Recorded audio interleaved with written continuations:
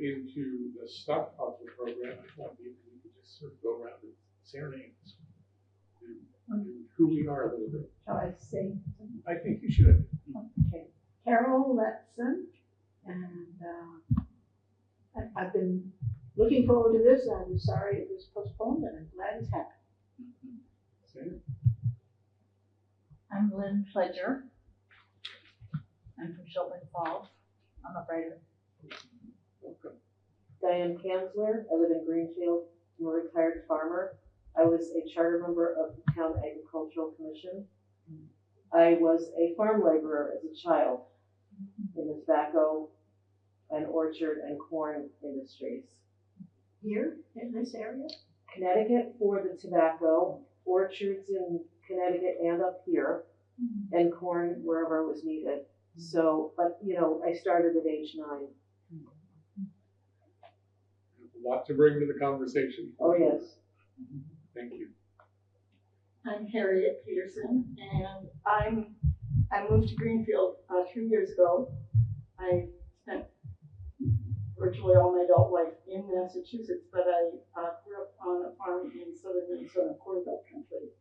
And I came because I'd like to get the valley view of what's important in the Farm Bill, because I expect there are differences between obviously there are major differences in how they farm. So I'm just curious. Great. Peg Hall, I suppose I'll put my Greenfield hat on, but I found myself this week on Wednesday, I was gleaning apples with Rachel's Table and found myself announcing to that group that this would be happening. And then this morning I was at the Food Council meeting on Zoom and announced to them that this would be happening, and having made those announcements, I figured maybe I should come too. So, good. Hi, Lynn. And my name is Lillian Otler. I moved to this area a year ago, and I've been working for a number of years within kind of the big ag in the fresh produce industry as a trainer, and I know a little bit about the Farm Bill, but I'm really interested in learning more about agriculture in this area in general. I'm Doug Selwyn, and I'm related to Lava by marriage, and am very much interested in this. The more that we sort of look into the Farm Bill, the more tentacles it has, the deeper and wider its reach. And so learning more and helping others know more seems like a really crucial thing to be paying attention to. So very glad we're doing this, and there did not seem to be any tornadoes on the horizon this time. The first time we tried to do this, there were tornadoes, at least rumored to be in the neighborhood. I'm Matthew Barlow. I'm the humanities coordinator here at LAVA. I am, as best way to describe it, an escaped academic. I spent 20 some odd years teaching history. In the history I've probably taught it at some point. Most recently, my last job in academia is doing humanities down the street. I'm a city boy. I'm a transplant here. I've been here for 6 years, but I've lived in rural areas of this country for about a decade now. But I've never really thought about farms until I ended up as president of the board of Just Roots. And so now I think about farms a lot. I think about where food comes from a lot. And the Farm Bill, as Doug said, its tentacles are practically everywhere in American policy, domestically, internationally, and elsewhere. In new parts we don't know about yet. It's probably creeping up behind me right now.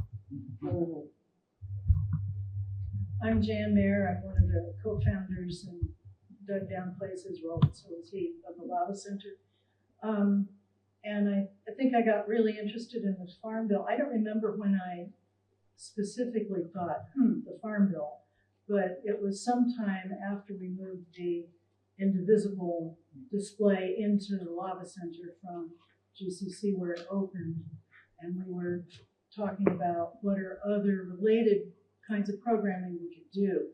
And I guess there was something in the news about the Farm Bill, and I thought, what about the Farm Bill? What is the Farm Bill? And then I started to look into answering that question, and it just got more and more questions.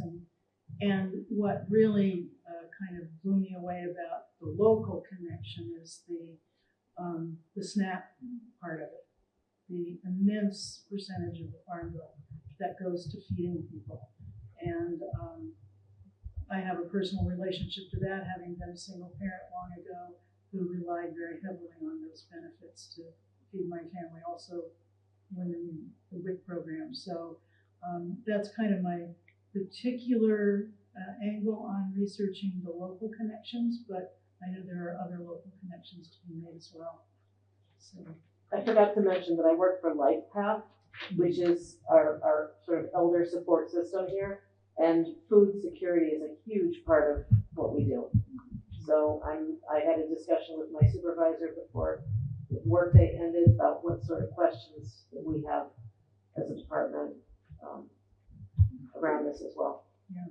And Corey, and we may end up with more questions than answers tonight, because that just seems to be the way this thing is going right now. But we'll try to illuminate some corners of it. A friend of mine who was the executive director of Just Roots, who's a lawyer by training. Could you speak up? Yeah, sorry, I tend to speak softly.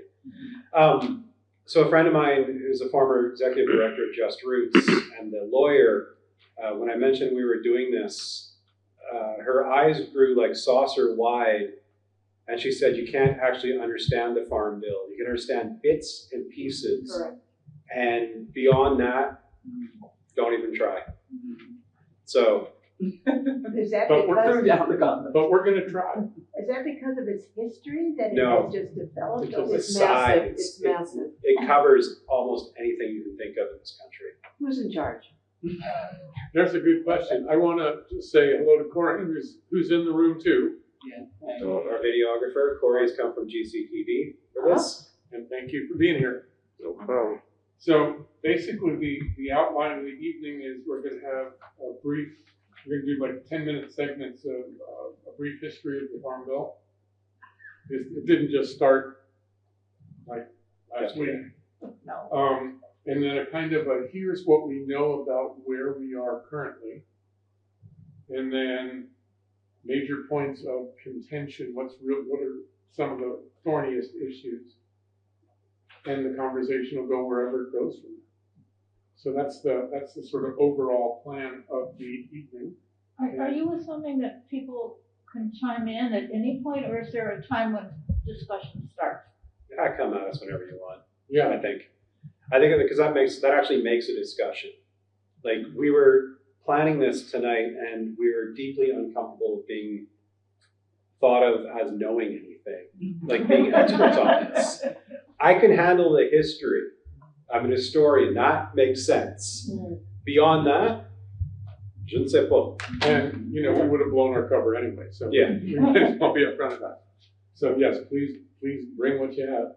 So Matthew's going to start with a bit of an overview of the history of this. Yeah. So basically, looking at the history of the farm, that photo on the right, every time I see it, it stops me in my tracks.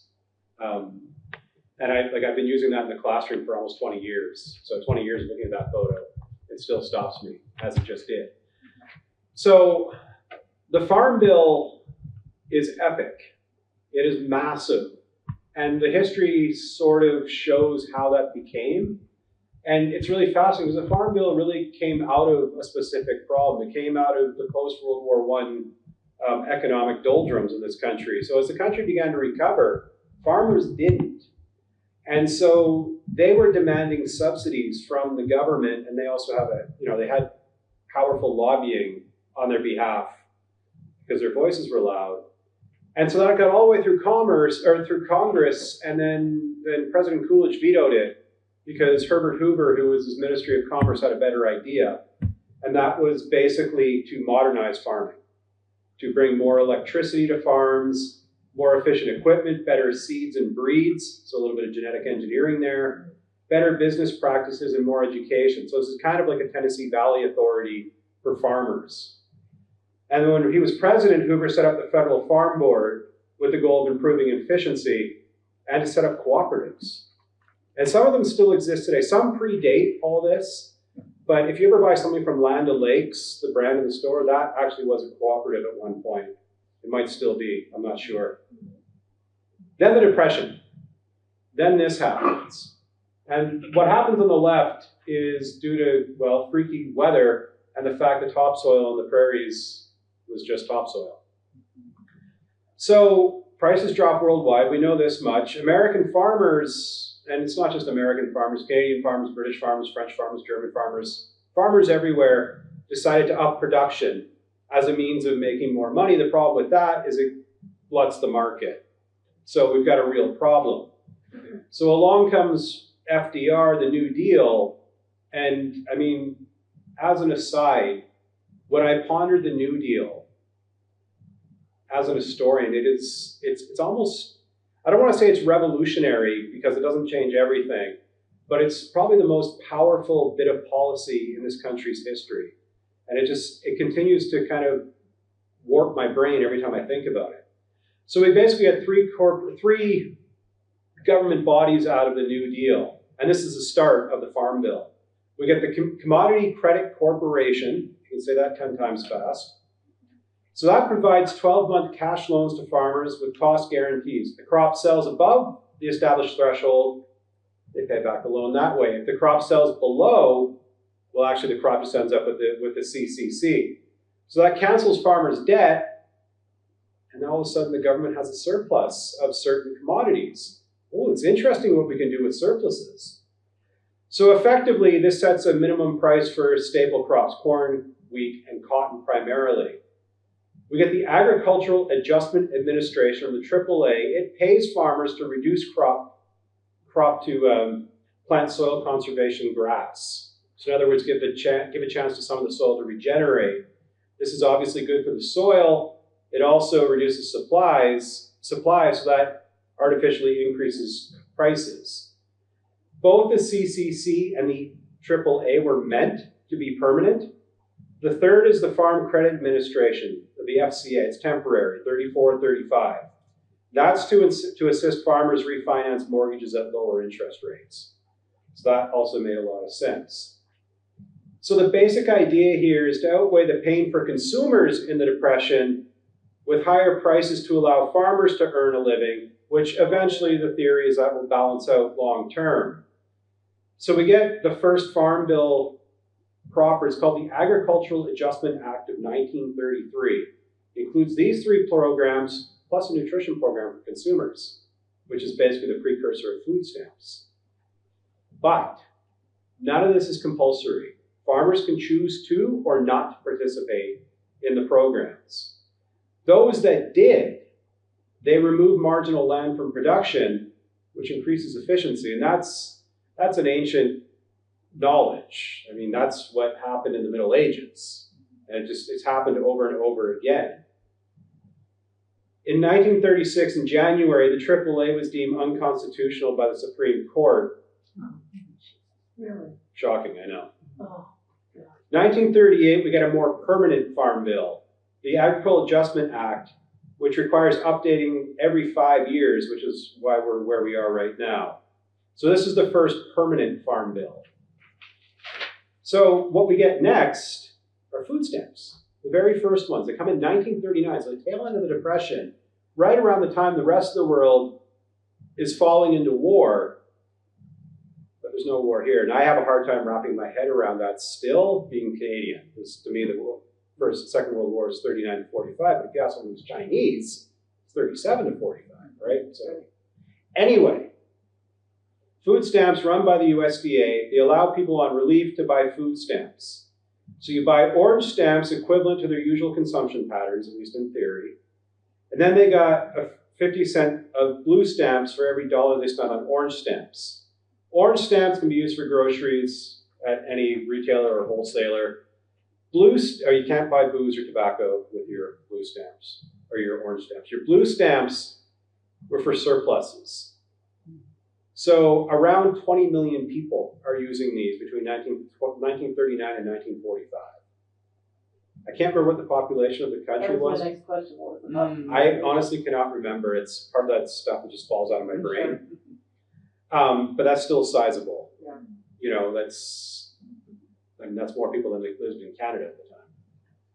So the food bill, or the farm bill, gets kind of drawn into geopolitics. Remember I talked about the surplus. We have a surplus. Well, you can weaponize a surplus. So in 1949, again, we're kind of like stumbling out of a war.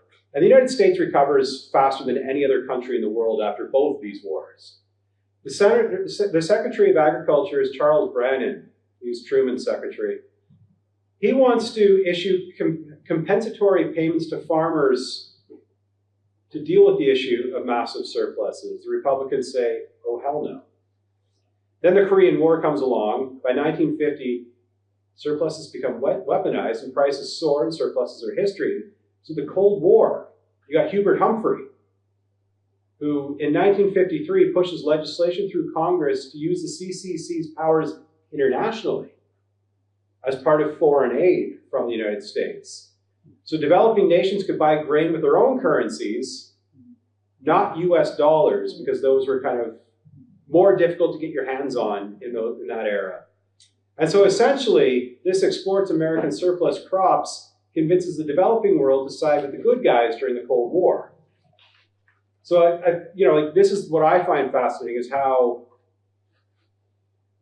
farm produce becomes central to geopolitics in this country. And it's not just this country, frankly. My country's done it, Britain has done it, Germany has done it, Finland has done it. Egypt did it too. Oh yeah, Egypt did it way, way back. Way back. The Romans did it. You know, Absolutely. it's not really a new idea. A few other highlights over the history of the Farm Bill. I'm not going to go that long. We get a national school lunch program in 1946, which still exists to a degree.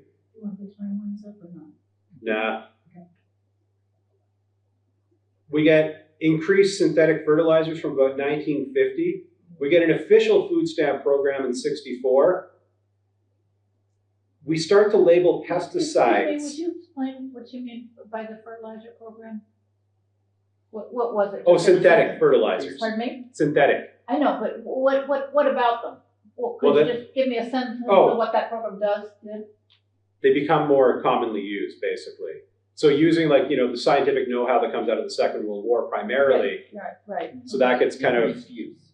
and that's where we also start to get real genetic engineering in terms of our crops and our animals. Right. No more primacy of manure then. That's correct. Yeah. Okay. The last thing I just wanted to mention was to do with pesticides. So the United States starts requiring pesticides be labeled in the 40s. In 1972, DDT is banned. But at the same time, of course, we're dropping napalm and other chemicals on Vietnam. But this is all part of the Farm Bill. And this is where this Farm Bill becomes so massively epic that you get to the point where no one can really fully understand it. So I'll pass the mic back to our president, Mr. Doug. So, now that you know everything there is to know about the history, Jan is going to do a little bit of an update. And update is a relative term. It's as much information as we can find about where things are right now. But that various information doesn't all agree necessarily, and nobody really knows entirely. Could I just ask a quick question about the history part? Do you know why the AAA was deemed unconstitutional? Yeah, there was a question about taxation and states' rights. Basically, the Supreme Court had questions about the taxation policy calculation, which we're just going to have to leave right there. But the bigger issue is the federal government has no right to tell the states how to do agriculture.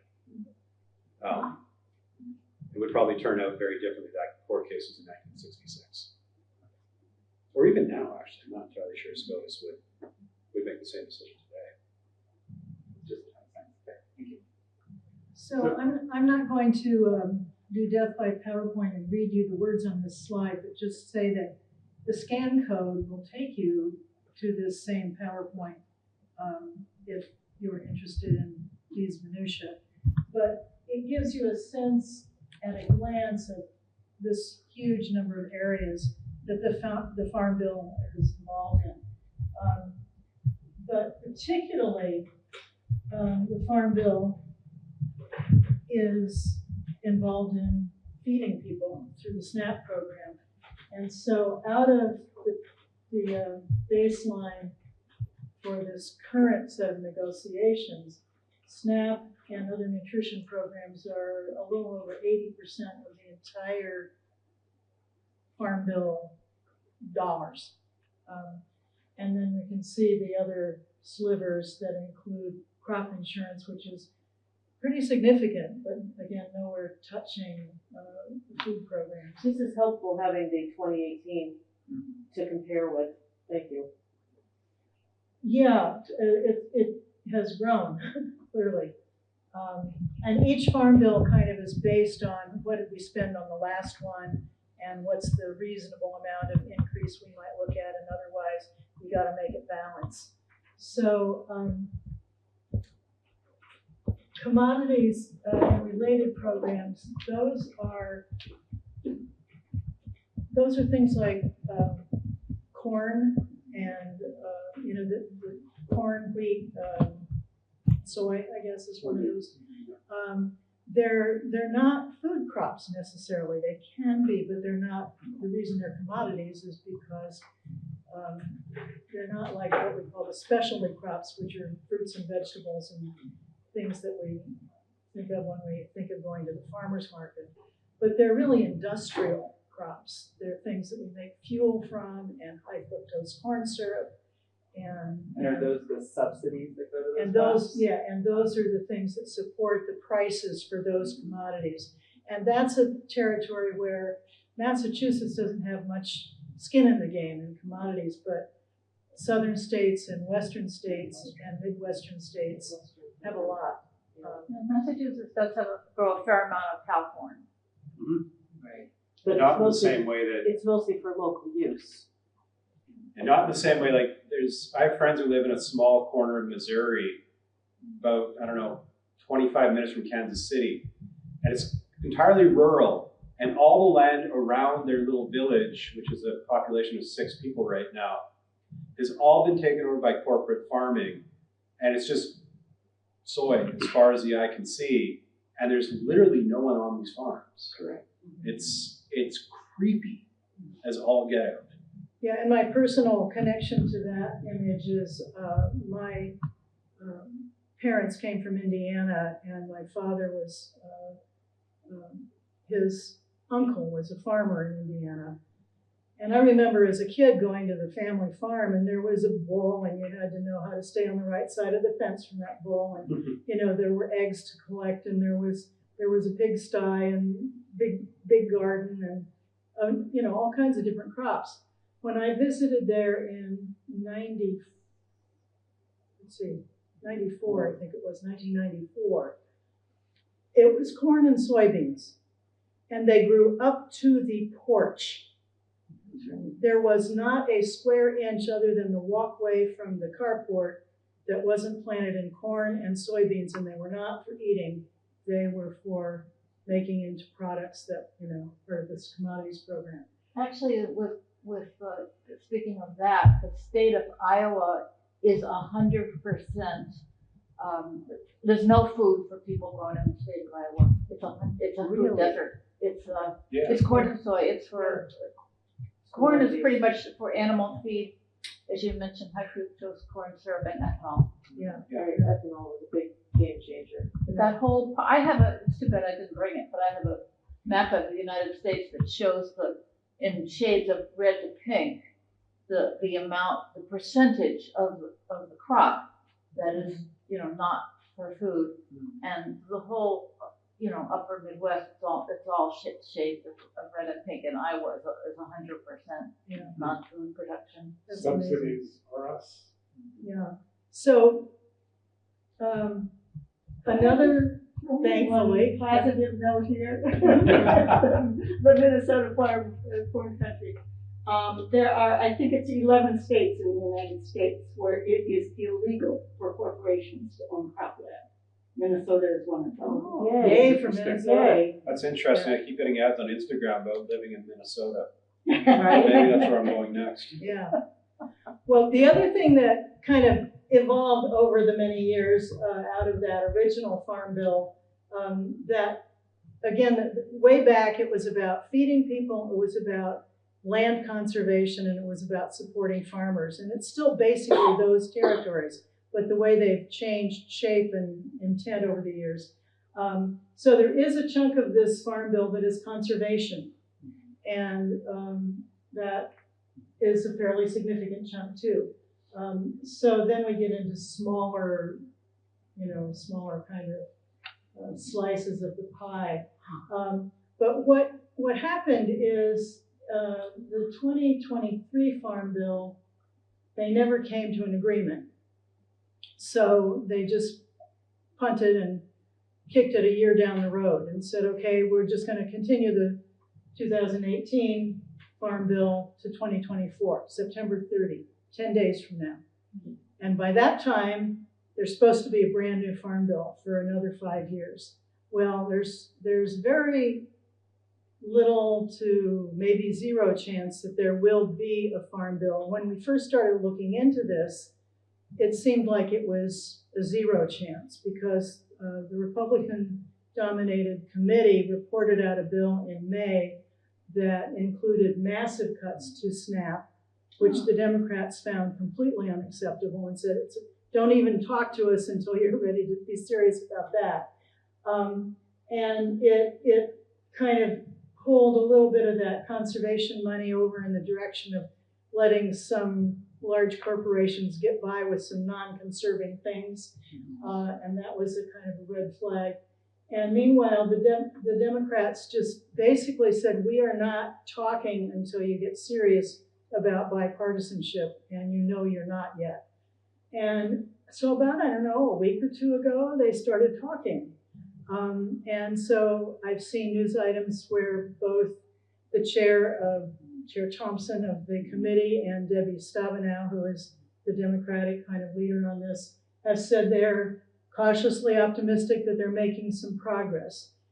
There is a bipartisan urge to get it done because it's an election year and nobody wants to go into the next year without having solved this one because it is so big and it so has such a massive impact. The Republicans didn't really move until the Congressional Budget Office came out with their analysis of their version and said it would add $33 billion to the deficit over the next 10 years. And that's kind of a non-starter for people. So then they finally have started to talk.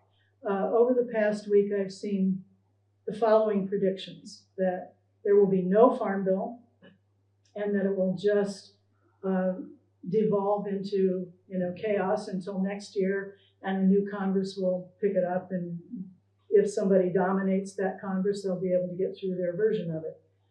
Or there will be another continuing for a year, or maybe 6 months, or maybe 2 years. That's all kind of being negotiated. So it would still be basically the 2018 bill still mostly in effect for another 6 months, year or two, while they hammer out the new bill. Another possibility is that there will be some combination of that and short-term targeted legislation on the side, kind of to meet the crises that are coming up as they happen. That would be really catastrophic if there's not some kind of government action to support the farmers. So that's where the kind of current landscape is. And I want to just kind of bring it into Massachusetts. Before you leave that slide, Yes. so if it's allegedly 5 years, never mind the reality, Yeah. why is that phrased at the top, fiscal 24 to 33? Just so you can get a 10-year number out of it? I mean, you wouldn't. Oh, I think that has to do with the scoring of it. Even though the bill is every 5 years, the CBO scores it Yeah. on a 10-year. Yeah, so it's how much is the effective deficit, that kind of stuff. Yeah, On a 10-year basis. Yeah, so let's see, what do I have next? Let's skip that one. Okay, this is what's interested me in Franklin County about SNAP benefits. Basically, about 17% of the population relies on SNAP benefits. Right. So that's a lot. That's one of the huge ways that this bill impacts Franklin County. What's the gap? I don't know. Okay. They Data didn't, that they didn't wasn't keep collected? statistics that year or something? I don't know. And then this, I can't really see it without my, I have to go. Well, I mean, I can kind of see it. This is just some data that I think is kind of interesting, knowing what the Franklin County picture looks like. Basically, farms by size. There's 16% of the farms are 1 to 9 acres. 36 are 10 to 49 acres. 32% 50 to 179 acres. 13 are 180 to 499 acres. Only 3 are 500 to 999 acres. And only 2 are 1,000 acres or plus. So that really is a huge difference between us and out west. And some of those larger pieces are gonna be timber. Yeah, there's a lot Yeah. of timber. Yeah. The other thing to point out, this is a random statistic that stuck in my head, is 39% of the Commonwealth's farms can be found in 4 counties of Western Mass. That's correct. The largest number of concentrated farms are actually in Worcester County. Really? And Yeah, because if you go north of Worcester up towards Athol, it's all rolling hills and farmland. There's a big farm though. Yes. Yeah. Yeah, no, I'm talking like actual farm, Active farm. extant farms. the other thing that goes along with the farms by size is the farm value of sales. And again, there's a remarkably huge number of sales that are under 50,000, almost all of them until you get to the 18 largest, or the 18%, that's the largest, is like 50,000 to 100 to 99, 999, et cetera, or 100,000 or more. It's not much. I mean, it's not the majority of our farms. Most of our farms are not making a lot of money. The scan code in your insert will take you to a folder that has this in it where you can probably see it better. Let's look at the next one too. See why did I have this one on? This looks at what are the crops, the crop balance. And so this is, I think, where we come up on terms like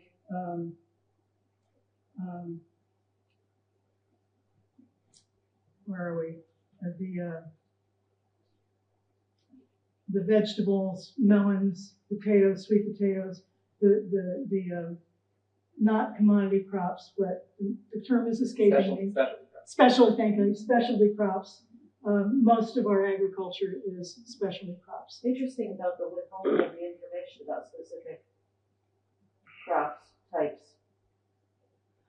See where it says D? A blank.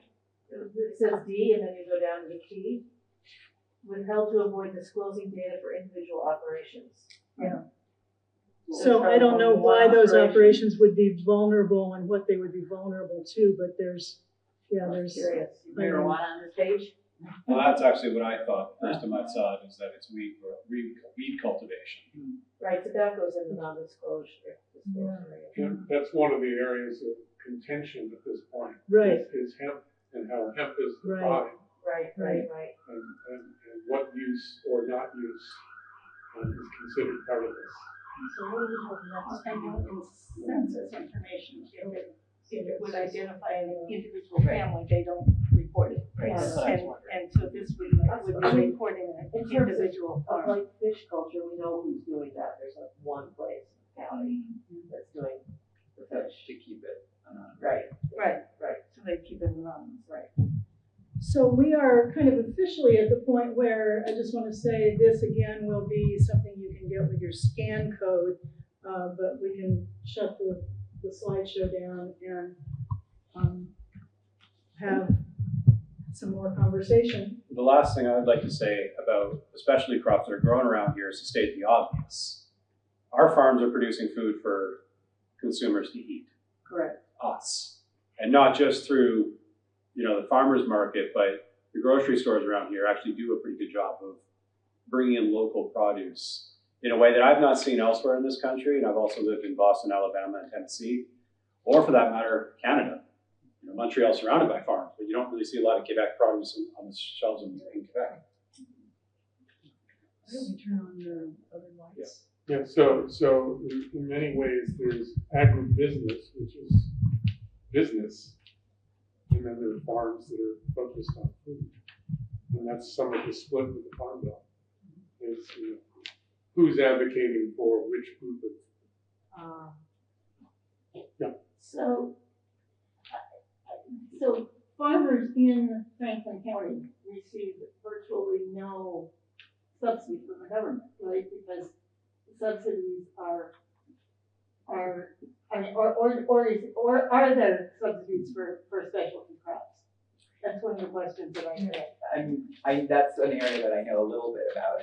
So yeah, the piece that I know that I've been a little more focused on is, all of the push now to get more government funding for what are called climate smart practices, right, and healthy soil practices, which to help mitigate, right, the impacts of climate change. And so that's one of the things that a lot of groups are pushing for, to include more funding in the new Farm Bill for those tiny little slivers in that pie chart. A lot of those are related to, there's conservation, but then the research and the horticulture piece and the energy piece, a lot of those are related to the kinds of support that could go to smaller farms that are experimenting, and more easily able to experiment with these new, different kinds of regenerative practices. They can do that more easily than the big, huge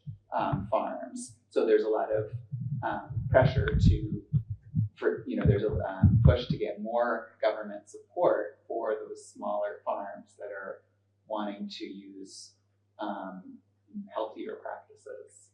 Another sliver goes to the support of non-traditional farmers, helping new farmers get started, particularly women farmers, people of color who want to become farmers. That's another little sliver that is, in that slivery part of the pie. And I was just going to add what Matt mentioned at the beginning about the Dust Bowl has everything to do with those kinds of practices that, the practices that were used at the time, of all of that tilling that exposed all of that soil, which was then, blown all of that. And that's it still continues to be a very serious problem, which is part of the reason that there's this push to, use regenerative practices that aren't going to cause soil erosion and loss of topsoil. I can tell you farming practices have changed a lot in Minnesota in my lifetime.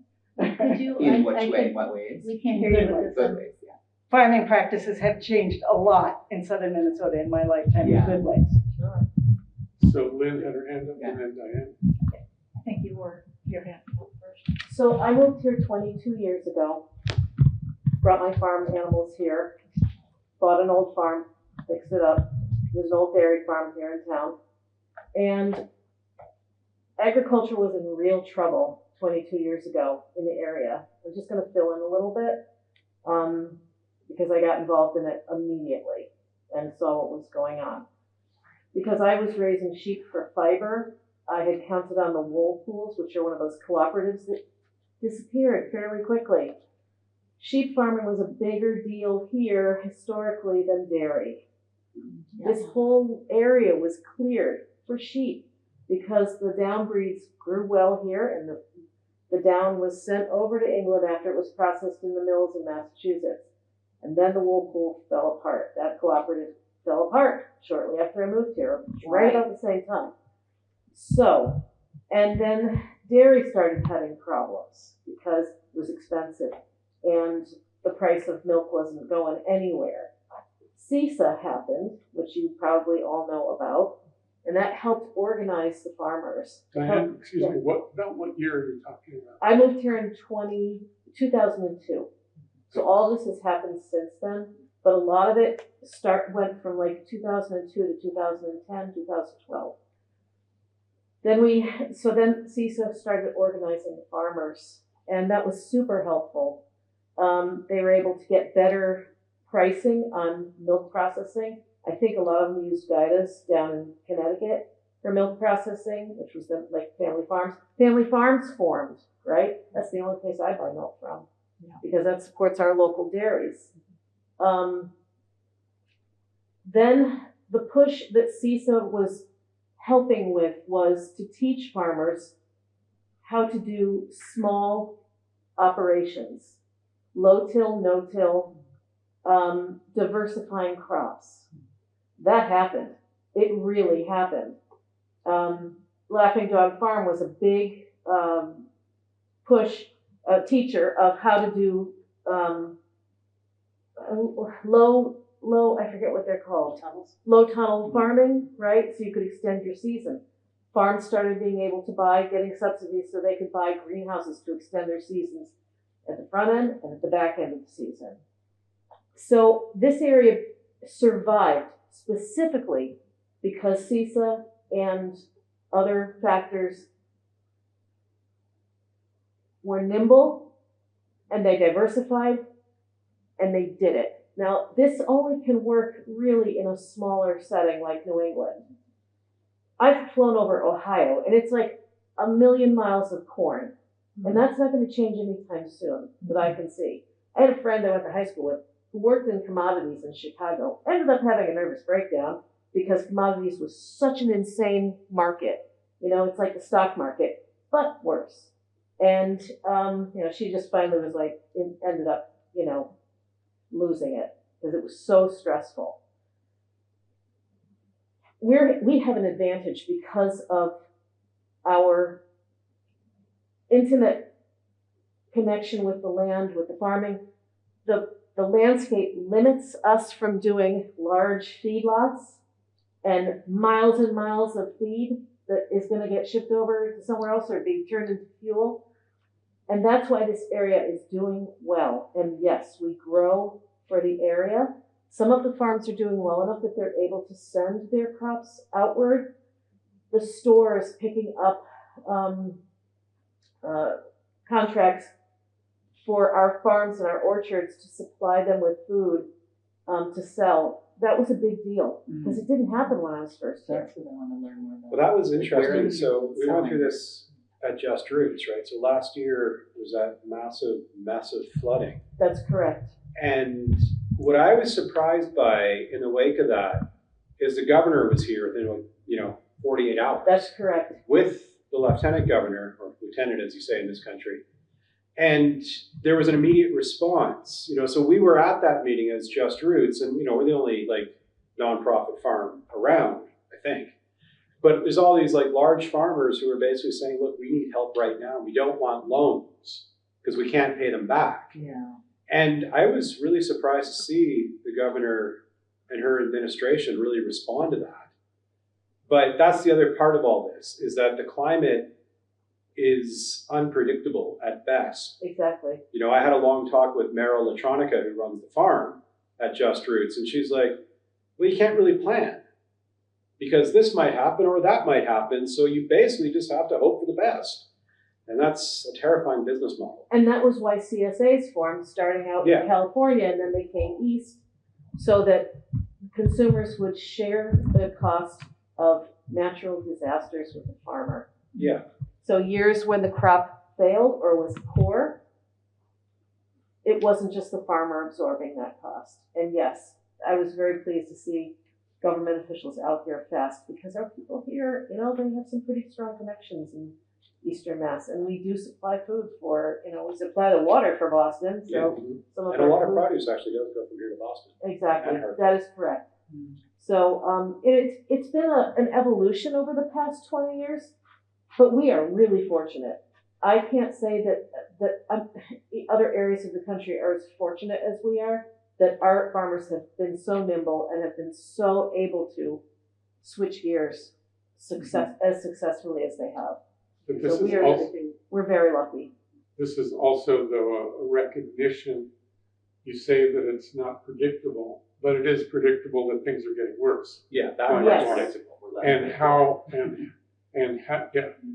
how we go about responding to the fact that the weather is changing, that the Absolutely. climate is changing. Yeah, you can't deny it anymore. And so what does that mean for Yeah. farmers in terms of how do they plan for, how do they, You can't. well, except that there are things you can do to make sure that you're not having so many pesticides running into water that destroys crops. There are things we can do both within our environment to say that when we know there's going to be more of this or that, or we don't know what it's going to be, but it's going to be more severe, Right. there are ways we can mitigate against that. But also to recognize that part of the Farm Bill is connected to everything else we do, which is increasing climate disaster. I mean, the policies that are polluting and causing this. The Farm Bill is also connected to the military bill. It's connected to the larger picture. And so that whole idea of thinking together about how do we deal with this becomes really complicated. Lynn was going to say something then Peg. I just want to note that a lot of this is about political will. I mean, we can't change the climate, but we can change our farming practices. And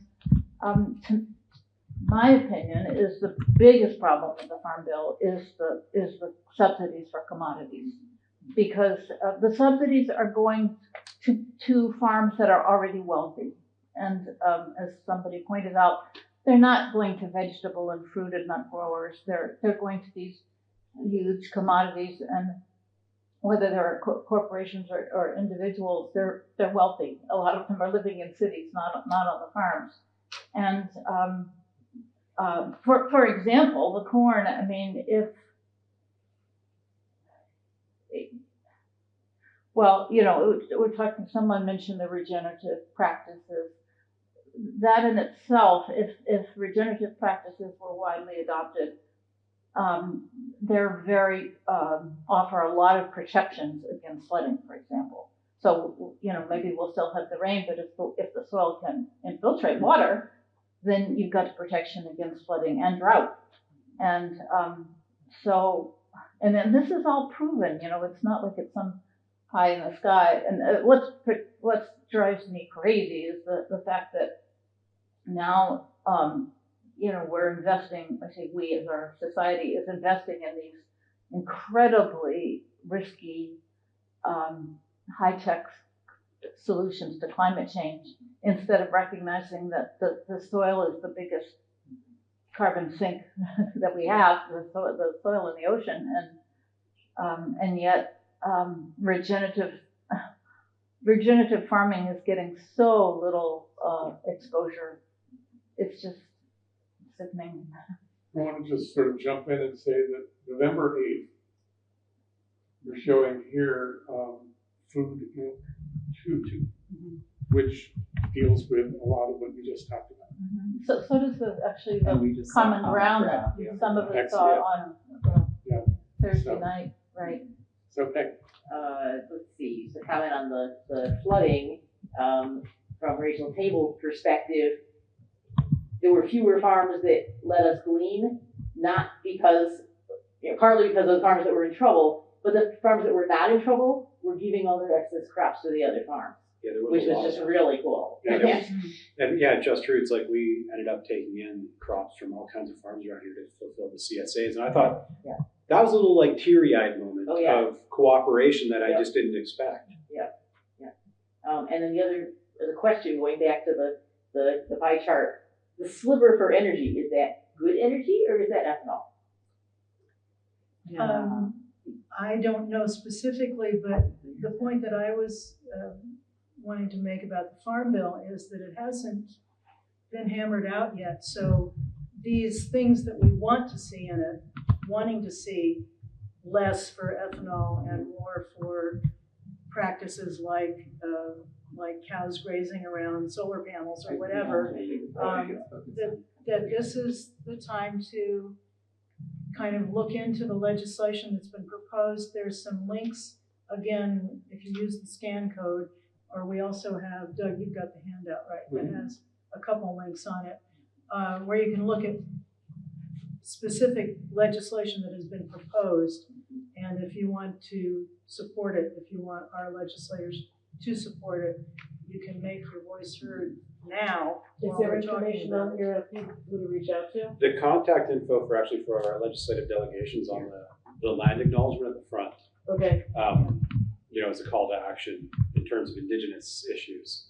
Another- Representative McDermott is really pretty good. Yeah, Jim McDermott is very, sorry, McDermott was That was with Washington, Seattle sorry. a few decades ago. McDermott in Tennessee right now. Oh, yeah, So no, I got really yeah. confused for a yeah, second. Jim McGovern is good, Yeah. he's on the committee and, And he's passionate about agriculture. very much so, so he's one of the good guys. The Farm Bill also deals with crop insurance, and that's another thing that influences and impacts farmers in this area.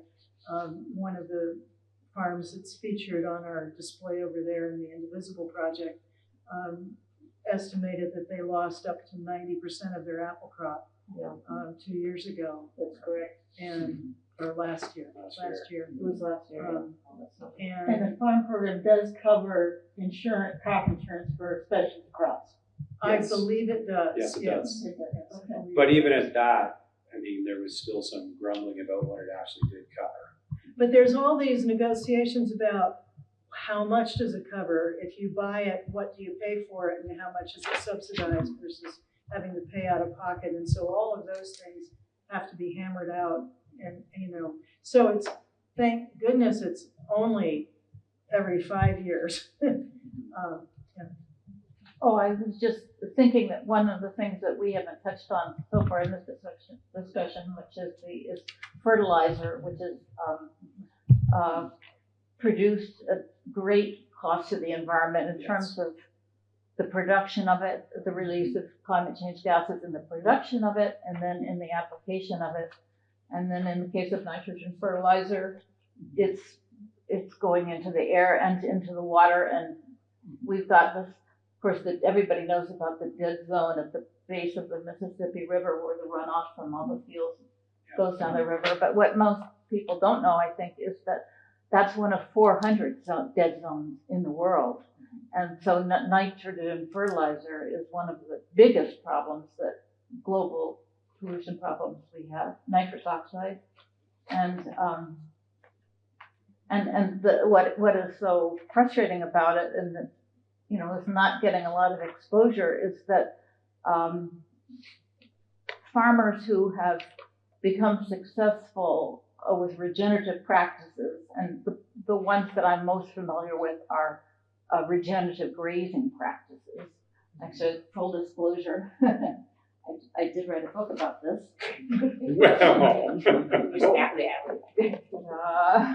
Grass-fed beef for a post-pandemic world, how regenerative grazing can restore soils and stabilize the climate. Hold it to the camera. Pardon me? Get the camera on it. The little known exciting fact is that, what makes the farmers who are successful, with the grazing, a lot of people think it's the manure that's fertilizing the ground, and that's part of it, that's important, but it's really the effect that the grazing action itself stimulates microbes, soil microbes, and it's their activities.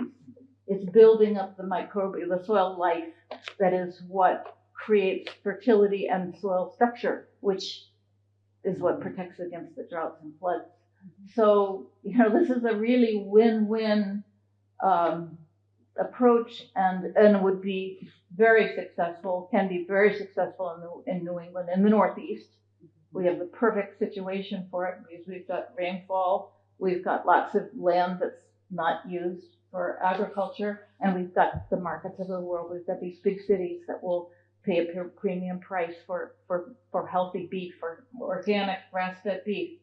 And so it's just, you know, these problems seem like they're confounding, but really there are solutions, and it's really a matter of political will. If you didn't have the subsidies for raising feed for livestock, grass-fed beef, regenerative grazing would be the low cost of production, and everybody would be eating it, and all the grocery stores would have it, and all the restaurants would be using it. So, you know, I'm sort of struck by the notion that food for people is called specialty. Yeah, that is a fascinating. Thank you. Just related to what you were saying about fertilizers, I think one of the pieces in the Farm Bill that is very relevant to this region is I know that NOFA Mass, right, the Northeast Organic Farming Association, is part of the National Organic Coalition, and they're really pushing to maintain and increase support for farmers who are already using organic production or want to transition to organic production, because there's a lot of support to help farmers pay for the costs of transitioning to organic. So that is one of the pieces that we can help push for. and particularly for farmers who are going out of dairy, many of them have large acreages. They already know cattle, and there would be a natural for finishing grass-fed beef. So Diane, are you still farming? No, I retired from farming 4 years ago, just before the pandemic. Yep. I let the last of my sheep age out and didn't replace them. You know, I'm wondering, I mean, there's a common sense in those few of us in the room. The question is, how do we get this information or the concerns most effectively out to those who can do something about it, which includes the CISAs of the world, the farming groups that advocate. And I'm wondering who we are collectively in touch with, who we might write letters to, might lobby, might do something. I mean, coming off of a meeting like this and saying, either ain't it awful or now I know more, what do you do with it? You know, how does this translate to taking some steps? And that's what I think I'd like if we can talk a little bit about thoughts about how we can take this further. We can sell your book, but what else can we do? Okay. So I mentioned before this morning I was at a food council meeting for Franklin County, and the initial discussion there was if we wanted to be a food council or a food policy council. There is a state food policy council that, for example, John Waite sits on from Franklin County CDC. And the feeling of the group of the people who are there, many of whom are working on food access issues, was to stick to the food council, and God help us, nobody had time. We've lost the funding for it. There used to be a little grant a little 3-year grant, and that's done, and it didn't get renewed for 2025. So either somebody's going to have to put together another grant package, or people that are doing this professionally have to decide that they are going to take some of their own time and do it, or people are going to have to volunteer for it. And basically we're as far as saying, you know, the next meeting will happen and we're going to do some kind of survey between now and then of stuff, but it's lacking leadership in the sense of people who can afford to put the time into it. And even so, it wasn't, the people at the meeting this time were not really interested in trying to become a policy group, just because their hands are so full with the aspects that they're already doing. So if there are other people who would like to tap into that group, there's a lot of very interested people in the topic. Again, it's the food angle more than the farming angle, but part of the question was, who are we missing at this table? There was only one farmer there. Should we be trying to connect with farmers, or are they even, is it even more hopeless to think they might have any time whatsoever to go to a meeting once in a while? What could this group be doing? What should the group be doing? And so it's an open question right now, but there is an existing entity without much structure that could be sort of built upon if this conversation wanted to add into that. but it was a disorganized group and getting worse, to be perfectly honest. So, we don't know where it's gonna go, but there's interest from at least the food access angle, but it also could be broadened to be a more group that would include this topic sort of thing as well. Well, wouldn't this fall under sort of the umbrella of CISA? CISA was at the meeting, and they are gonna help develop this survey and Okay. will help with stuff, but again, nobody was volunteering to, See, they would have do tackled this really hard back in the day, but it sounds like a But lot of CISA just people at lost the their meeting had been executive in the area or in the job for a year or less, or like 3 Oh, years or that's less. It was a probably why. lot of newer people. Well, actually, I got a call from somebody from CISA, email today, wanting my input on metrics that would demonstrate the effectiveness of regenerative practices in terms of carbon sequestration, and I'm not sure what all else. We have a phone call scheduled, and this is for to give to the climate bill, the new climate person. What's her name? Is it Jessica? Massachusetts. Can anybody remember her? We finally have a climate czar. And anyway, so it's to present to her so that we get these, and she's working on a climate bill. And so the idea is to get these practices with the metrics documentation so that these practices will be part of the climate bill. There's something called the Massachusetts Food Systems Collaborative. Do you all know about them? I just went to their conference last winter. They have a winter conference every year, and they're, as far as I can tell, really an umbrella group for a lot of these organizations, right? The NOFAs and the CISAs and the conservation districts and the food policy councils, and they have a really strong policy arm that what are they called again? Massachusetts Food Systems Collaborative, I believe. And they do a lot of policy advocacy, both locally but also nationally. And so I think I'm on their mailing list, and they send out alerts about things that people can do to support legislation at different levels. So that's one, I think, that's sort of organization.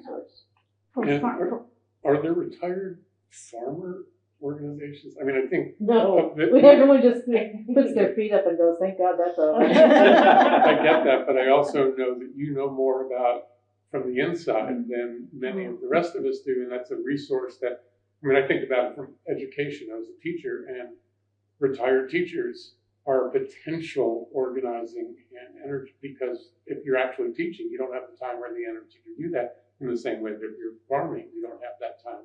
But you have all this knowledge and experience. I'm just wondering if there's any way to tap into that energy. If you're talking about new methods, they may not be as up on that sort of thing, and they won't necessarily be as influential because they're no longer farming. Mm-hmm. Most farmers work until they're quite on in years, right? And then they're like, I'm moving to Florida, or I'm going to pass this on to my kids, nephew, niece, whatever, or they sell the land. If it's been put into, what do you call it? Conservation, then they'll find a buyer for it. Mm-hmm. But most of them are just tired, really tired. Mm-hmm. I wouldn't say that they are a driving force. In my experience, the most helpful agency, or one of the most helpful, is the NRCS, the Natural Resources Conservation Services, and they're out there, working with farmers, and they're, very much up on regenerative, including regenerative grazing, and they're doing a wonderful job. They're kind of an arm of the USDA, right? Yeah, a very small amount of funding from the USDA, but they do have that. I just want to put in for a little pitch for consumers to, in terms of what consumers can do, and this would be from my only area of expertise here, which is regenerative farming and specifically regenerative grazing. But whenever I'm at a restaurant, I look for the beef on the menu, and ask if it's grass-fed, or if it's grass-fed, I want to know where the farm is. If I don't know the farm, I then go home and look it up. And if I can't tell from their website whether they're really grass-fed or whether they're just saying they are, I call them. And you may not want to go that far, but I think the more that stores and restaurants are asked the question about or if you're not, this is beef, but you could say the same thing in terms of organic vegetables or anything that you think is important. But I think, talking to the people who are have stores and restaurants is something that consumers can definitely do. And I've actually seen that in action. So Foster's, which is where Diane and I actually met. That's right. So I've lived here since 2018, and Foster's is a block away from my house, so it's convenient. And what I found really fascinating is as the pandemic progressed, Foster's began stocking more and more organic food. And they did so, I finally found the answer. I found someone who was sort of in charge at Foster's. And he said that they did so because consumers demanded it. Yes. So, I mean... Because what? Consumers demanded it. Uh-huh. And I guess, I only drink organic milk because milk tastes very different in the States than it does in Canada. Organic milk in the States tastes like milk in Canada. I don't even really want to know why that is so, but it is so. And Foster started carrying organic milk in 2022. And that was, actually, I was one of the people demanding it. So that's actually something like what you just said in action. They're pretty Foster's, responsive. yeah, they are. They're very responsive. Because they're not a massive corporation. And that's the only way they can survive. But Right? we Like they have to respond. We do have New England chains, like Big Y is a New England chain. And, so there are some. The Stop and Shop is based in Boston. Hannaford's. So, there are ways to do this, even on a small scale, whether it's like Avery's up in Charlemont, or Foster's, or Big Y, or Stop and Shop, or Whole Foods for that matter. Because that's their whole business concept, Yeah. in theory. Whole price, Whole paycheck. whole paycheck, right? Right. But hey, you can get it delivered by Amazon now. No doubt. Oh, God. So it's about 7:15. I want to see if there are any sort of final thoughts we didn't solve it all tonight, but I think one of the challenges of actually finding out what's going on so that we can act is that we don't have easy access to information. And thinking about how we can help each other to become better informed, to know what organizations are out there already working on stuff that we can join. We don't have to start stuff. We can find out what's already in motion and help each other to find those networks that are already in operation. And to not just shrug and give up and say, oh, well, too bad. There are things we can't do. Well, I know the first thing I'm gonna do is I'm gonna look up the Natural Resources Conservation Services, find out more about them. I have no idea that there was such a thing. And that's a state. They're all over, but there are state offices, yes. There are conservation districts all over the country, and as far as I understand, the NRCS is they work in with those conservation districts, and it's different in every state and every region. Like in Vermont, it's by watershed. In Massachusetts, it's kind of by county. And they came out of the Roosevelt era Farm Bill, right? They've been around since the Roosevelt era? Conservation Agency, yeah. And they're Soil Conservation Service, yeah. They're really important. But yeah, like you said, they're underfunded.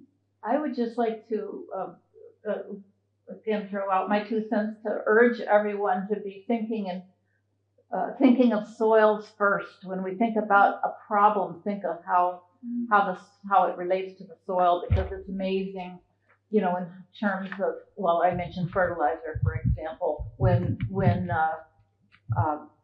having to do mostly with the invasion of Ukraine and the boycotts of Russia, Russia produces, the United States produces some of our chemical fertilizer, but we import a lot too from Russia. So think about it. We're here, these factories are in Russia are, producing the fertilizer, which is releasing greenhouse gas. Then there's the transporting it halfway around the world to us. And then our farmers are throwing this nitrogen fertilizer on the fields. It's oxidizing and then it's also running into our rivers down the Mississippi to creating expanding the dead zone.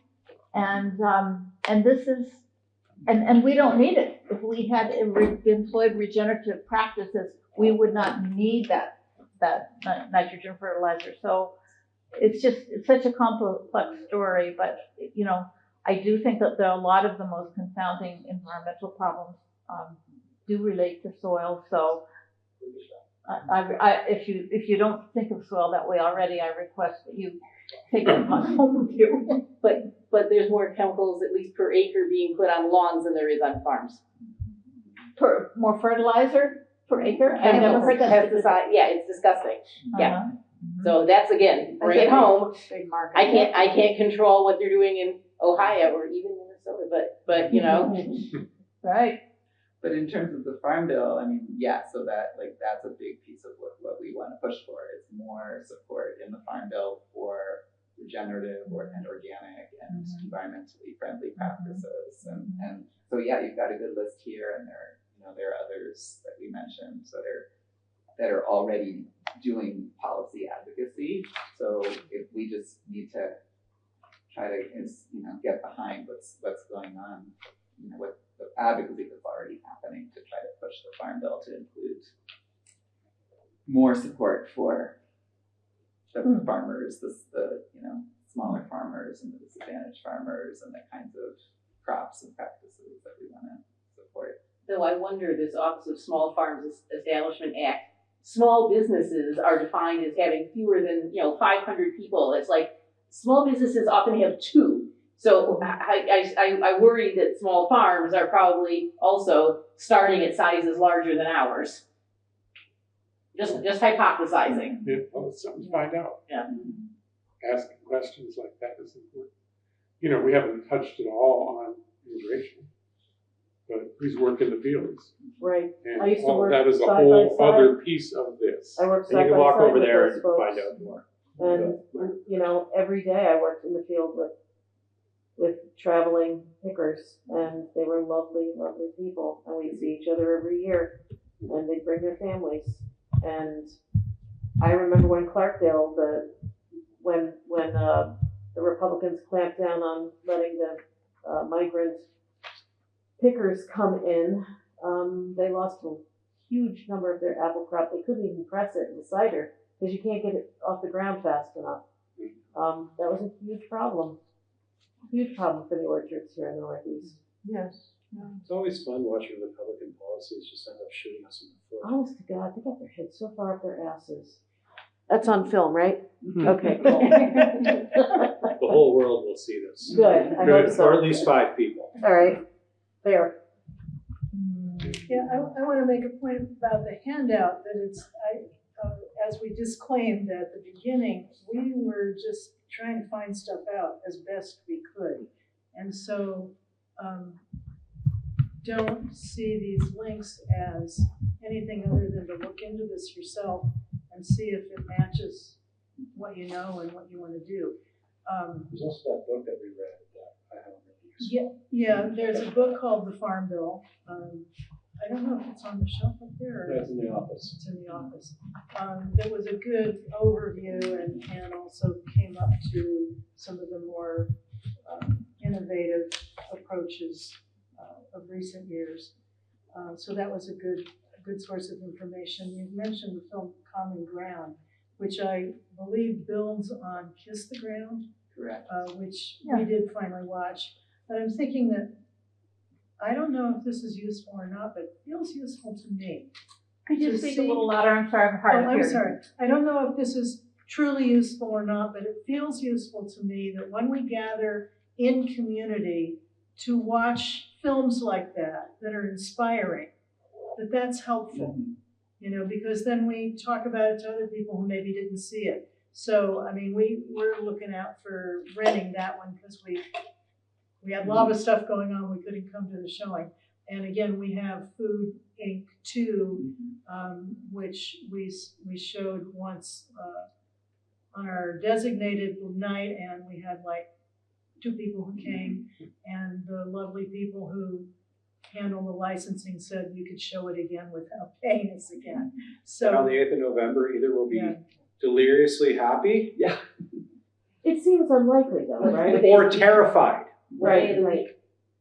It's Friday. Friday. Yeah, it's the the post-election, it will be the closing hour of the, Every the vote voting, counts. every vote counts installation, which by the way has some silly little ballots in it that you can write anything you want to vote for on. Stuff the ballot box. And what we'll do on that closing day is read if anybody put anything in. You can also add graffiti to the inside of the voting booth. So that's going to be the first hour, and 5 to 6, and then at 6 o'clock we'll show the film again. So that will be another opportunity to kind of be And inspired which by film is that? Food Inc. 2. Food Inc. 2. Oh, okay. I can't remember, you know, that was so long ago that I saw Food Inc. that I don't even remember. Yeah, um, likewise. Well, But, it but talks, by the way, if you enjoyed Common Ground, Kiss the Ground is an organization that has a website. Yeah, and they do And they have, advocacy. you know, Yeah. so if you're interested in that, and they have an animation that I think I'm pretty sure is still up there, that is only like 5 minutes long, and it's appropriate for even teenagers, and it's just about the carbon cycle. But I highly recommend it. And Food Inc. 2 is I would say it's complementary to Kiss the Ground. It's looking at the impact of agribusiness, the big corporations, but it also moves on to what are some of the innovative ways that people are pushing back on that. Well, what was kind of behind my question is that a lot of the frustration that I have is that ever since Frances Moore Lepay's book, Diet for a Small Planet came out, 50 years ago, it's taken people 50 years to get that the industrial meat production is a horror for environment. But now they have to learn, there's other ways to produce meat other than the industrial mode. But we don't have 50 years for them to understand that. So the eat less meat and all the, demonizing of meat production, it's all that's absolutely true about the industrial processes, but is not true about regenerative grazing, for example. So that's why I ask, because if you can't, they're not equal, those two. It's not the cow, it's the how. Yeah, right, yeah, that's a good. And Food Inc. 2 is I think more focused on the food industry than the farming industry.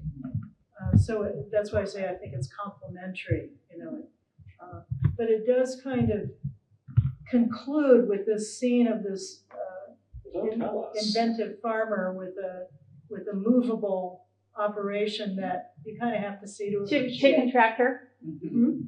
A chicken tractor? Well, he's got pigs in it, I think, first, and then he's got chickens, like it's a, this whole sequence. and he's got a solar panel, Yeah. So, At least he's not keeping in a school bus like that guy down in Deerfield. Do you remember that?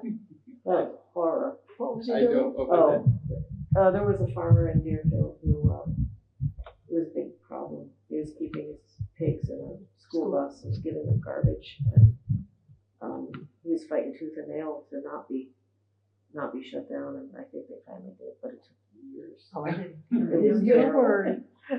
This is definitely not This is that. definitely not Yeah, that. yeah. The primary celebrity, if you will, behind this one is Michael Pollan, who writes a lot about food. And so he's one of the narrators, or one of the producers, I guess. So thank you all for coming. Thank you Um, for planning this. Does everybody have the handout? And LAVA does things like this at times. You mean this handout? That Yeah. very one. And so there is a sign-up sheet to get on our mailing list if you are not already there to find out more about what we are up to. Or you can follow us on I Facebook. usually just text me. Yeah, that's true. Well, there's that. You can Whatever also works. just text me and I'll let you know. I'm sorry about I know that. the president. Well, that's fine. I know that. I mean, that's why my name number's on the things. And again, on the back of your program insert are some of the upcoming humanities events as distinct from the arts events. We don't really distinguish them in our brains or our planning, but the funders distinguish them. So So we like to please keep come them. back early and often, as they say about voting. I'd only been here once before. It was one of the plays in progress, and it was fabulous. Yeah. Absolutely Those are fabulous. great. And I wrote to people about it and told them how great it was. Thank you. And keep an eye out for December. We're planning to do some climate change programming in December. We every year, with one exception, even before we opened the Lava Center, we've done climate change plays. So we're looking at doing that again this December. Great. And We actually have a whole bunch of climate crisis programming coming up.